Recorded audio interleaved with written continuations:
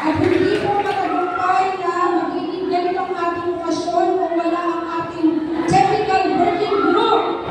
Narito si Ma'am Michelle A. Catanasio, maraming salamat, Sir CJ Herrera. At saka sa mga guro mula sa ika-anim na baitang, what a success! Congratulations!